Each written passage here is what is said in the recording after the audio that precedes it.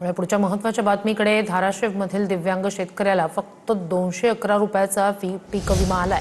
700 रुपये उसने घेऊन दिव्यांग शेतकऱ्यानं पीक विमा भरला होता। दिव्यांग दाम्पत्याचा अवघ्या 1.5 एकर शेतीवरच उदरनिर्वाह अवलंबून आहे। धाराशिवच्या एका दिव्यांग शेतकऱ्यानं पैसे उसने घेऊन 700 रुपयांचा पीक विमा भरला होता। पिकाचं नुकसान झाल्यानं काहीतरी मदत मिळेल अशी आशा या शेतकऱ्याला होती, मात्र त्यांच्या हातात विम्याचे फक्त 211 रुपयेच आले आहेत। धक्कादायक बाब म्हणजे बँकेत जाण्या येण्यासाठी त्यांचे 300 रुपये गेले, मात्र जमा झालेली रक्कम ऐकून त्यांना धक्काच बसलाय। धाराशिवच्या वाशी तालुक्यातल्या वडजी या गावात राहणारे शेतकरी बबन कांबळे दोन्ही पायांनी दिव्यांग आहेत।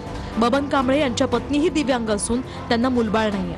त्यांच्याकडे असलेल्या 1.5 एकर शेतीवरच त्यांचा उदरनिर्वाह अवलंबून आहे। गेल्या वर्षी अत्यंत हलाखीच्या परिस्थितीत त्यांनी तब्बल 700 रुपये उसने घेऊन पीक विम्याचा हप्ता भरला। पुढे सप्टेंबर 2025 मधील अतिवृष्टी आणि पुरामुळे त्यांच्या शेतातील सोयाबीनचं पीक पूर्णपणे वाहून गेलं। पिकाचं नुकसान झालं तरी विम्यातनं काहीतरी मदत मिळेल आणि आपला उदरनिर्वाह भागेल अशी आशा कांबळे दाम्पत्याला होती। त्यामुळे पीक विम्याचं वाटप सुरू झाल्यानं बबन कांबळे हे बँकेत गेले।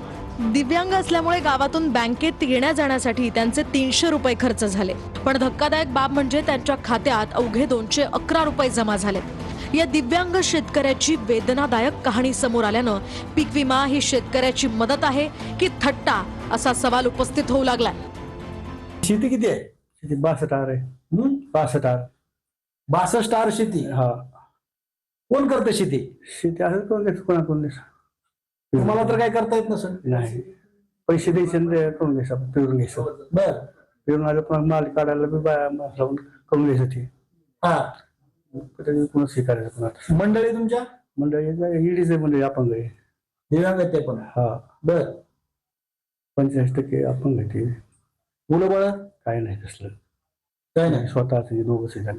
दोघच आहेत। हा, तुम्ही 211 रुपये जी तुम्हाला विमा आला ही उचलला का तुम्ही? नाही उचललं, कशाला 500 700 करून 500 200 नाही 400 नाही म्हणलं उचललाच नाही। मला कारण मला गेलं उचला गेलो आलो पण मला ठेवून गेलं म्हणून। आता काय उचलाच नाही? आता काय उचला दिलं वाढवून दिलं नाही तर मग उचला काय 200 रुपये उचलता टेरकेला उचला गेला 300 रुपये रिक्षा घेतोय तिथं 200 राहिले मग काय बोल त्या बँकेपर्यंत जायला तुम्हाला 300 रुपये लागतात 300 रुपये आणि विमा किती आहे? 211 रुपये। हा, मग ती कसं टाळून दिलं तिथं। मग ते परवडणारच नाही जायला? नाही परवडत म्हणून आणलंच नाही।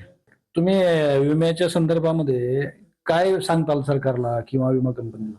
का आम्हाला हा 211 200 500 भरायचं पुन्हा आम्हाला एवढं मिळायचं मला काय करायचं? भरायचं पैसे नसतं आमच्याकडं, काय करा एवढं पैसे तरी असं करायचं नाही पाहिजे। 200 विमा म्हणून काय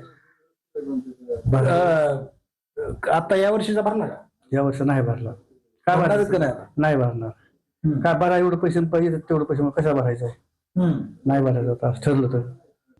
गेल्या वर्षी पण पैसे उसने घेऊन भरले? गेल्या वर्षी पण लोक पण पैसे भरले, ते देऊन टाकलं असं होतं बघा। हे झाल्यावर यंदा पैसे बघायला नाही पण भरायचं नाही ठरलं, काय येत नाही म्हणलं काय देतात का?